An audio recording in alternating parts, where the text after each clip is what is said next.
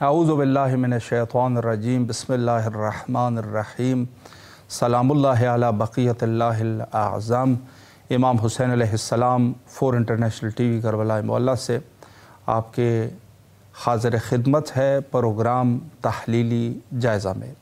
یہ تحلیلی جائزہ جیسے آپ جانتے ہیں کہ مرجع عالی جہان تشیع حضرت آیت اللہ العظمیٰ سید صادق حسینی شیرازی دام ظلہ العالی نے قم المقدسہ بیت معظم اللہ میں عموم مؤمنین اور بالخصوص مبلغین دینیہ کے ساتھ ان کے جمع غفیر میں کچھ گزارشات انہوں نے پیش کیے تھے کہ ضروری اور لازمی ہے کہ ایک مبلغ دینی ان نکات کو لوگوں کے سامنے پیش کرے اور لوگوں کو متوجہ کرے ان نکات کی طرف، یہ ایک چیز۔ اور کچھ نکات اس میں سے عمومی نکات تھے کہ جو سب کے لیے شامل تھے، اور وہ اس عنوان سے کہ خود ماہ رمضان عظیم کو انہوں نے خیر اور برکت سے تشبیہ دیا۔ اس عنوان سے آج ہمارے ساتھ نہایت ہی معزز مہمان حجت الاسلام والمسلمین عالی جناب مولانا ڈاکٹر شیخ محمد حسین اکبر صاحب قبلہ لاہور سے محو گفتگو رہیں گے، اور کنٹرول روم سے فرما رہے ہیں کہ ان کے ساتھ ہمارا رابطہ بھی قائم ہو چکا ہے۔ السلام علیکم ورحمۃ اللہ وبرکاتہ۔ علیکم السلام ورحمۃ اللہ وبرکاتہ۔ قبلہ کیسے مزاج ہے آپ کے؟ خیر عافیت سے ہیں انشاءاللہ؟ الحمدللہ رب العالمین اللہ کل حال۔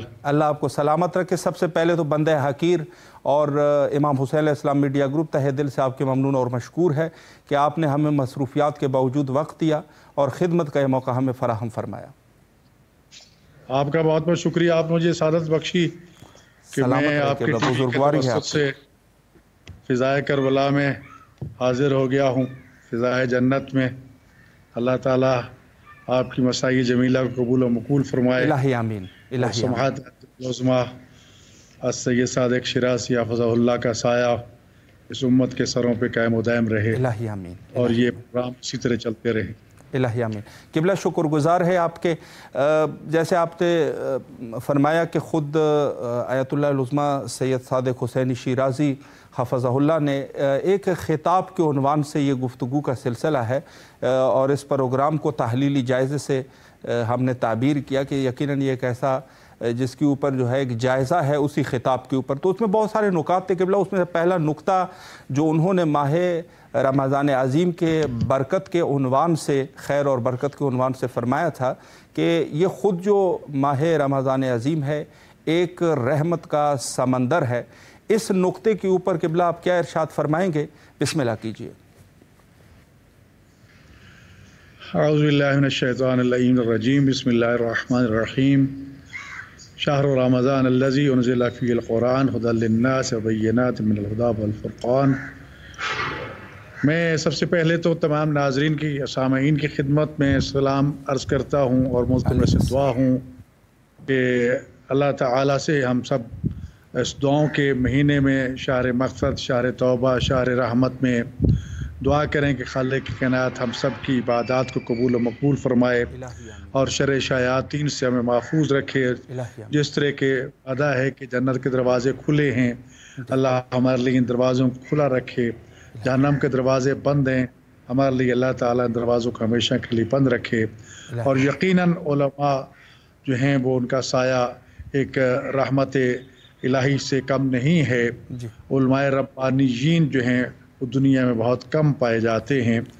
حضرت آیت اللہ العظمیٰ سید صادق حسینی شیرازی حفظہ اللہ، آپ کا شمار یقیناً ان جلیل القدر علماء اور مراجع میں ہوتا ہے کہ جو روحانیت کی ایک مجسم تصویر ہیں، اور پھر ان کا بیان، ان کا کلام، اور پھر ماہ شعبان میں اس خطبے کا انتخاب، میں سمجھتا ہوں کہ حضرت امام رضا علیہ السلام کی اس روایت کے مطابق کہ رسول خدا صلی اللہ علیہ وآلہ وسلم نے اپنے صحابہ کرام میں خطبہ شعبانیہ ارشاد فرمایا تھا، تو میں سمجھتا ہوں کہ یہ سنت کی احیاء ہے کہ آپ نے بھی یہ خطبہ جو ہے ماہ شعبان میں ارشاد فرمایا اور اس کے اقتباسات جو امت کے سامنے اور علماء اور خاص طور پر مبلغین کے سامنے رکھے.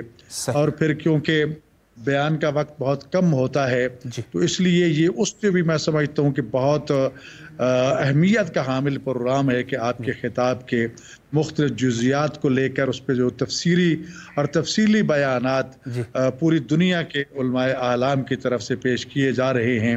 میں سمجھتا ہوں کہ یہ ان کے خطاب پہ بہت بڑا حاشیہ بھی ہے اور یہ بہت بڑی مفید چیز بھی ہے.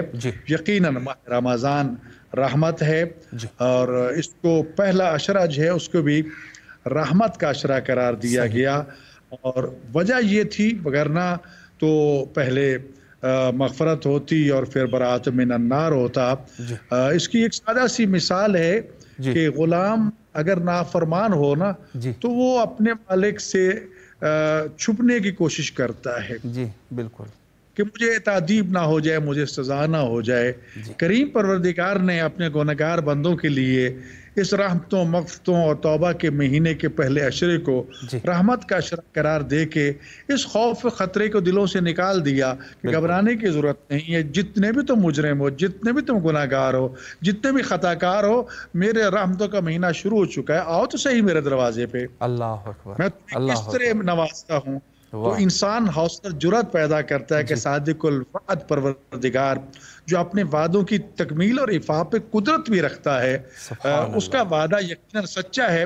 تو انسان ڈرتا ڈرتا بھی اس کے دسترخوان پہ پہنچ جاتا ہے اور پھر اس سے بڑا اعزاز میں سمجھتا ہوں دنیا میں کوئی ممکن ہو ہی نہیں سکتا. کوئی دنیا کا وڈیرا ہمیں دعوت دے دے رہا کہ آج ہمارے یہاں افطار ہے, ہم لوگوں کو بتاتے ہیں آج میں وزیر اعظم کے پاس جا رہا ہوں, آج میں صدر کے پاس جا رہا ہوں, آج میرا فلاں وڈیرا نے افطار ڈنر رکھا ہے.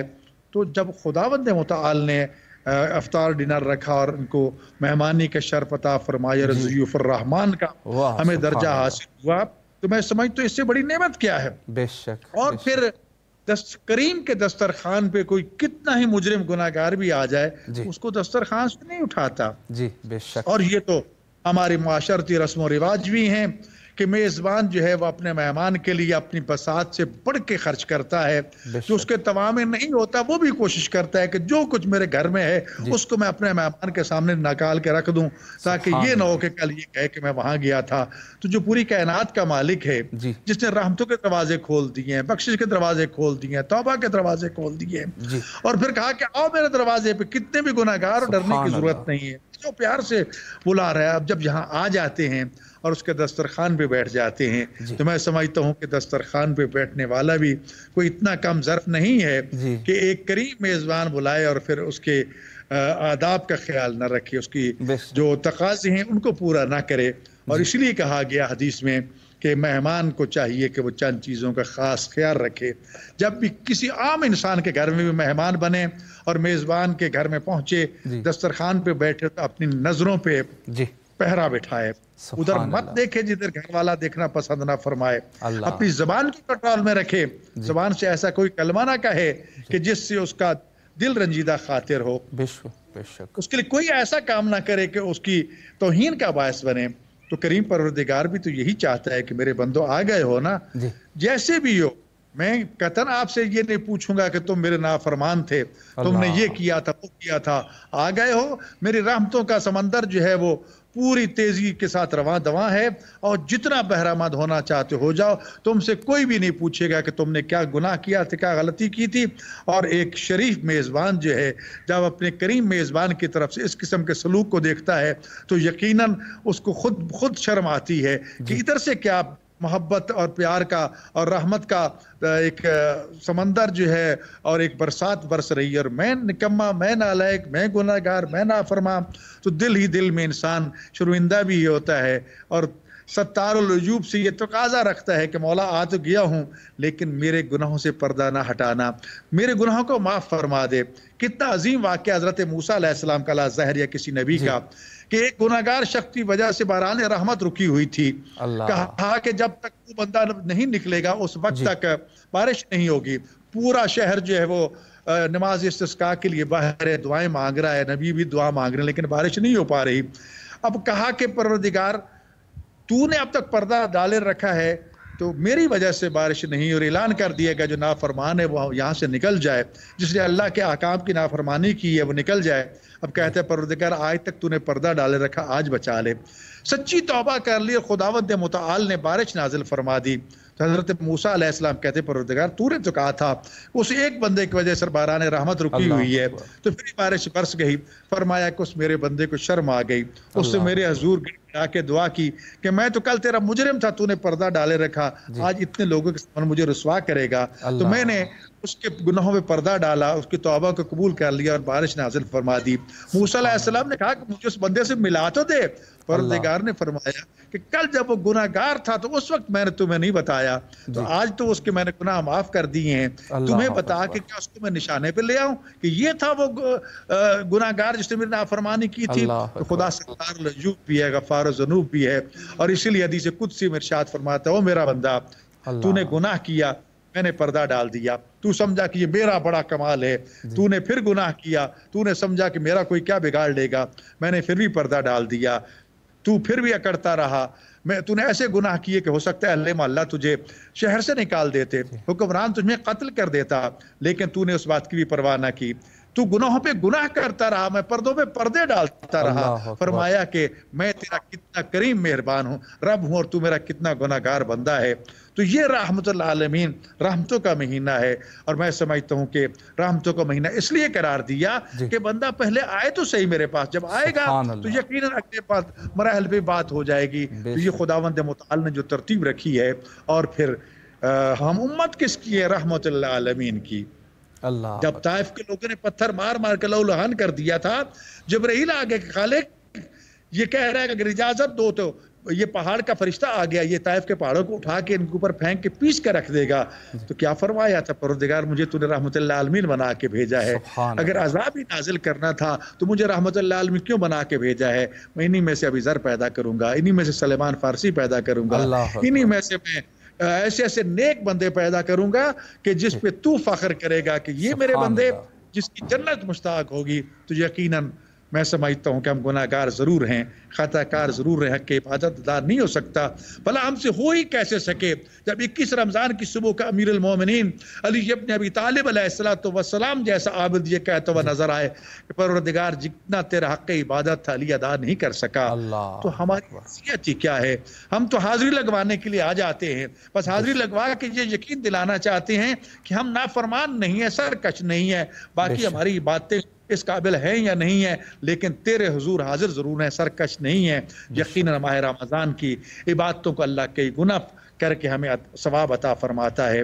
انشاءاللہ تعالی خدا ہمیں محروم نہیں فرمائے گا، وہ قادر بھی ہے، وہ صادق الوعد بھی ہے۔ انشاءاللہ تعالی ہم نا امید نہیں ہیں، اس نے یہ بھی ضمانت دے رکھی لا تقنطوا من رحمت اللہ، اللہ کی رحمت نہ ہونا۔ لیکن ایک بات یہاں ضرور کہنا چاہتا ہوں، رحمتیں ایک طرف ہیں، مغفرتیں ایک طرف ہیں، لیکن ایک قانون الہی جو وہ ایک طرف ہے، وَمَن يَقْتُلْ مُؤْمِنًا مُتَعَمِّدًا فَجَزَاؤُهُ جَهَنَّمُ، یہ بھی کہہ دیا ہے کہ اگر کسی نے کسی مومن کو جان بوجھ کے قتل کیا نا، پھر اس کا ٹھکانہ جہنم ہے، پھر اس کو معافی نہیں مل سکتی۔ تو جب ایک عام مومن کا قاتل جہنمی ہے تو پھر امیر المومنین علیہ السلام کا قاتل، صدیقہ کبریٰ زہرا سلام اللہ علیہا کا قاتل، حسنین کریمین شریفین کا قاتل، ائمہ معصومین کا قاتل، اصحاب رسول کا قاتل جو ہے وہ کیسے مغفرت کا حامل ہو سکتا ہے؟ پھر اسے سزا نہیں ملی۔ بے شک قبلہ بہت خوبصورت طریقے سے آپ نے وضاحت فرمائی، اور آخری نقطہ جو ہے خود امیر المومنین علیہ السلام کا قاتل یقیناً جہنمی ہے۔ ایک خطاب میں ایک نقطہ جو مرجع علی قدر نے فرمایا تھا کہ خود حرمت مومن کے عنوان سے کہ حتیٰ جو حرمت ہے مومن کی وہ کعبے سے بڑھ کر ہے، تو اور پھر مرجع علی قدر نے یہ بھی فرمایا کہ بہت ساری جو اسلامی حکومتیں ہیں ان کی ناکامی کی ایک وجہ شاید یہ بھی ہو کہ ان حکومتوں میں مومن کا احترام جو ہے، مومن کی حرمت کو پامال کیا جاتا ہے۔ اس عنوان سے قبلہ آپ کیا وضاحت فرمائیں گے؟ دیکھیں، میں نے جو چند کلمات عرض کیے ہیں اس میں جو حدیث قدسی کا ایک حوالہ دیا ہے کہ خالق کائنات کس طرح اپنے گناہ گار بندوں کے گناہوں پہ پردہ ڈالتا ہے، یہ تو اس کی رحمت ہے۔ بے شک جب ہم احکام فقہیہ کی طرف آتے ہیں، اگر کوئی انسان جو ہے وہ زنا کا مرتکب ہوتا ہے تو اس کے لیے 4 گواہوں کو شرط قرار دیا گیا. صحیح جی. اور گواہ کی تعریف یہ کی گئی کہ جو اپنی آنکھوں سے اس کو گناہ کرتا دیکھے, بالکل, اور باقاعدہ اس زنا کا عملی ارتکاب دیکھے, اور چاروں کے چاروں گواہ بیک زبان یہی بیان دیں, تو پھر کہیں جا کر بالکل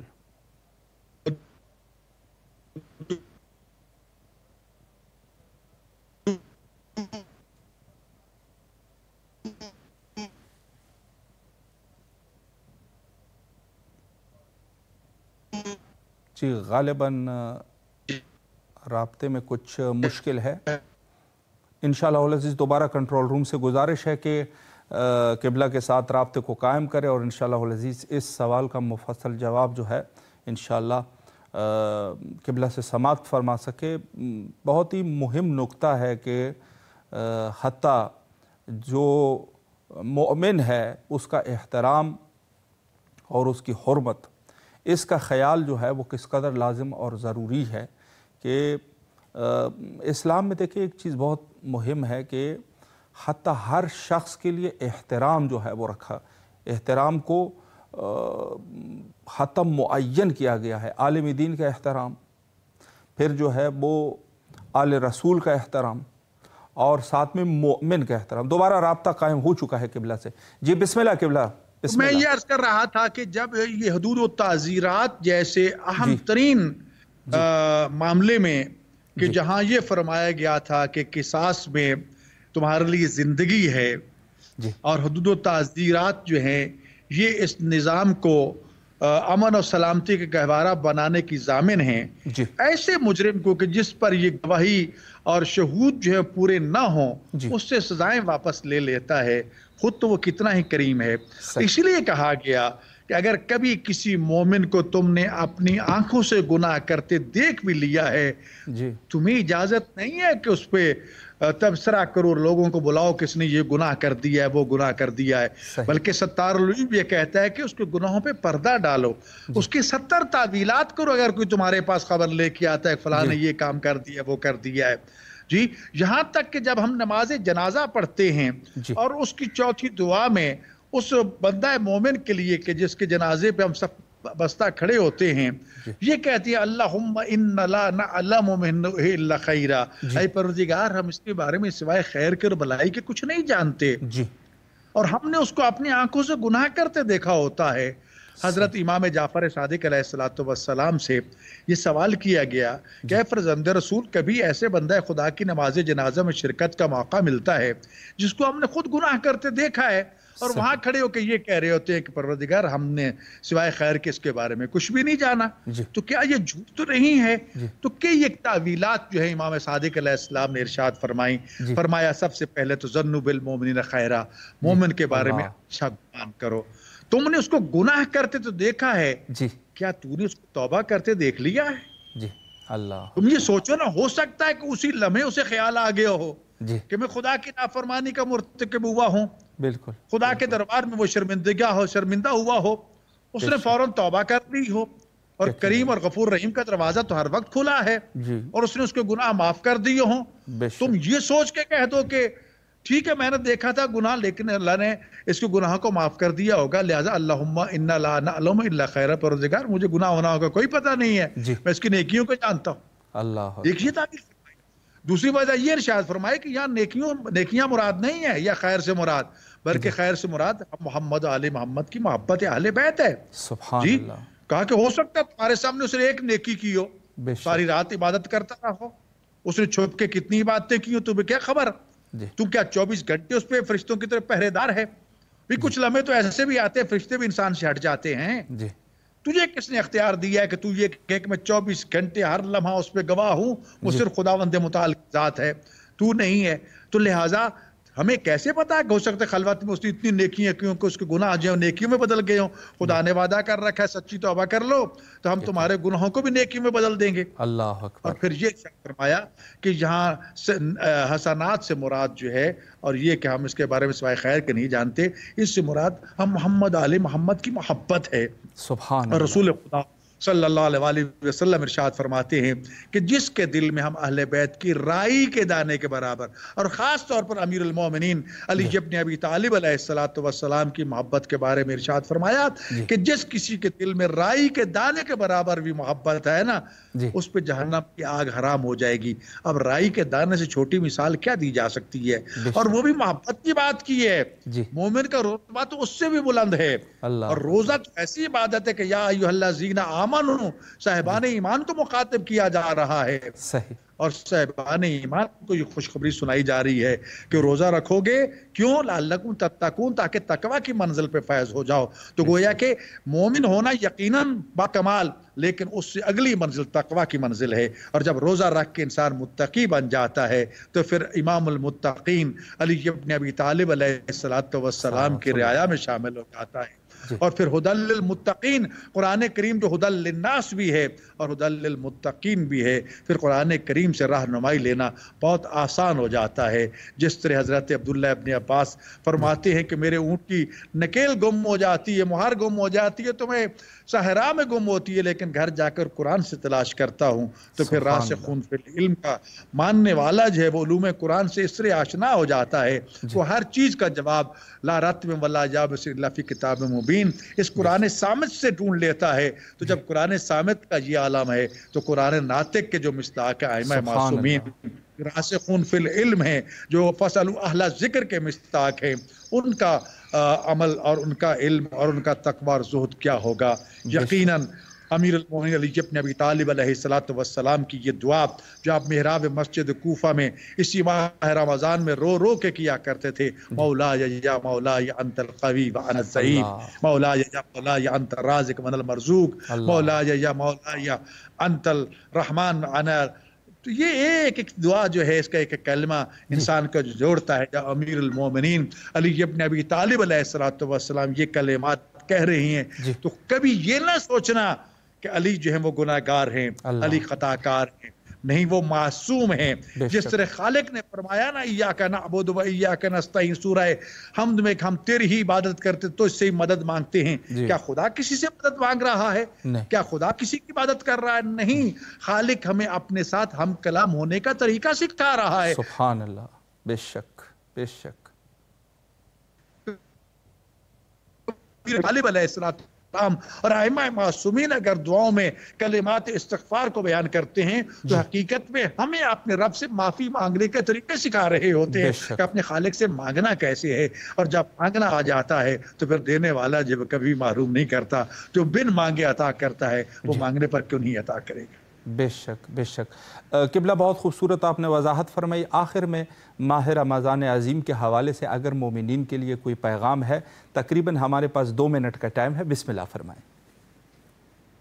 یہ رحمتوں، یہ مغفرتوں، یہ توبہ کا مہینہ، اس کا فلسفہ جو رسول خدا صلی اللہ علیہ وسلم نے بیان فرمایا بھوک اور پیاس کا، وہ یہ تھا کہ تاکہ تمہیں دوسروں کی بھوک اور پیاس کا احساس ہو سکے، روز قیامت کی بھوک اور پیاس کا احساس ہو سکے۔ اس وقت دنیا میں کروڑوں انسان بھوک اور پیاس سے مر رہے ہیں۔ فلسطین کے مسلمانوں کا کیا حال ہے، عراق کے ان یتیم و مظلوموں کا کیا حال ہے، لبنان میں کیا کچھ ہو رہا ہے، اس طرح دنیا میں مختلف، پاکستان میں یعنی غربت کی انتہا ہو چکی ہے کہ لوگوں کے لیے اپنے بچوں کو دودھ تک لے کے پلانا شیرخوار بچوں کو مشکل ہوا چاہتا ہے۔ تو اس مہنگائی کے دور میں بے شک افطاریاں دیں، لیکن اگر غربا اور مساکین، سفید پوش مومنین اور مومنات، سید اور سادات کی مدد کی جائے تو میں سمجھتا ہوں کہ وہ ثواب 70 گنا بلکہ 700 گنا ہو کے نامہ اعمال میں لکھا جائے گا۔ مخلوق خدا کی خدمت، اس پہ توجہ دیجیے، یقیناً اس میں ہماری دنیا بھی سنورے گی، آخرت بھی سنورے گی۔ بے شک بے شک۔ قبلہ آپ کے نہایت تہ دل سے ممنون اور مشکور ہے، اور دعا گو ہے کہ اللہ آپ کے مزید توفیقات خیر میں اضافہ فرمائے۔ آپ سے التماس سے دعا کرتے ہیں، اور یقیناً کربلا معلیٰ میں آپ کی طرف سے نائب وزیار اور دعا گو ہے، شکر گزار ہے آپ سے بھی خاص ہے دعا کی۔ میں جہاں بیٹھا ہوں اس وقت یہ ہمارا ایک نیا پروجیکٹ ہے قرآن کریم کے حوالے سے، جو جناب زہرا سلام اللہ کے نام سے اب تعمیر کر رہے ہیں، اور یہاں سے انشاءاللہ جناب سیدہ سلام اللہ کے نام پہ قرآن کریم کی پرنٹنگ اور طباعت کا سلسلہ شروع ہوگا۔ ماشاءاللہ۔ دعا کیجیے کہ خالق کائنات اس ماہ نزول قرآن کے صدقے میں اس کی برکتوں سے ہمیں اس پروجیکٹ کو پایہ تکمیل تک پہنچانے اور اس سے کما حق کو مستفید ہونے کی توفیق عطا فرمائے۔ الہی آمین، الہی آمین۔ انشاءاللہ اللہ آپ کے مزید توفیقات میں اضافہ فرمائے قبلہ انشاءاللہ العزیز۔ کسی اور وقت پر بھی آپ کے حاضر خدمت رہیں گے۔ فعلاً آپ سے اجازت چاہیں گے قبلہ، فی امان اللہ، اللہ حافظ، اللہ حافظ۔ اللہ حافظ۔ جی بہت ہی خوبصورت گفتگو آپ سماعت فرما رہے تھے حجت الاسلام المسلمین عالی جناب مولانا ڈاکٹر شیخ محمد حسین اکبر صاحب قبلہ سے، اور انہوں نے ایک بہت ہی مہم نقطہ یہاں پہ ارشاد فرمایا، اور وہ یہ ہے کہ ہم جو ہے وہ مساعد بنے اور مدد کرنے والے بنے دوسرے مؤمنین کے۔ دیکھیں ماہ رمضان عظیم اور روزہ رکھنے کا فلسفہ بھی یہی ہے کہ انسان جو ہے اس کو احساس ہو جائے دوسروں کے تکالیف کا۔ جب انسان کے پیٹ میں، جب انسان کا پیٹ جب خالی ہے تو اس سے کئی سارے فوائد جو ہے وہ رونما ہوتے ہیں، اور اس میں سے ایک یہ ہے کہ خود جب انسان، ظاہر ہے کہ جب انسان بھوکا پیاسا ہے تو ایک نہ ایک طریقے سے تو اس کو خود اپنی عاجزی کو وہ ملاحظہ کر سکتا ہے کہ میں کس قدر عاجز ہوں کہ اگر صرف کھانا پینا ہی نہ ہو تو میرے لیے جو ہے میں عاجز ہو جاتا ہوں۔ تو اپنی عاجزی کو، اپنی کمزوری کو اور اپنے وجود کا انسان بہتر طریقے سے مشاہدہ کر سکتا ہے ان ایام میں۔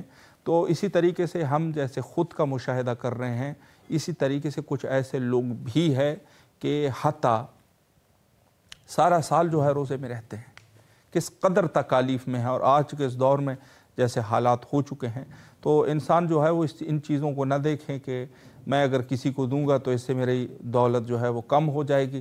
یقیناً یہ دنیا جو ہے وہ اس قدر باارزش نہیں ہے، باارزش انسان ہے، اس میں صرف انسان جو ہے وہ باارزش ہے اور انسان کی قدر و قیمت ہے۔ باقی یہ دنیا جو ہے وہ اس قدر بساط نہیں ہے اس دنیا کی کہ ہم جو ہے اس کے حوالے سے فکر مند ہو جائے۔ بہرحال یہ انہوں نے نقطہ فرمایا اور نہایت ہی مہم نقطہ تھا۔ اللہ ہم سب کے توفیقات خیر میں اضافہ فرمائے اور انشاءاللہ العزیز ہمارے روزے نمازوں کو قبول فرمائے، اور جو مرحومین ہو چکے ہیں اللہ ان کی مغفرت فرمائے، اور آخر میں حجت خدا کے ظہور کے لیے مل کے دعا کرتے ہیں اللہم عجل لولیک الفرج۔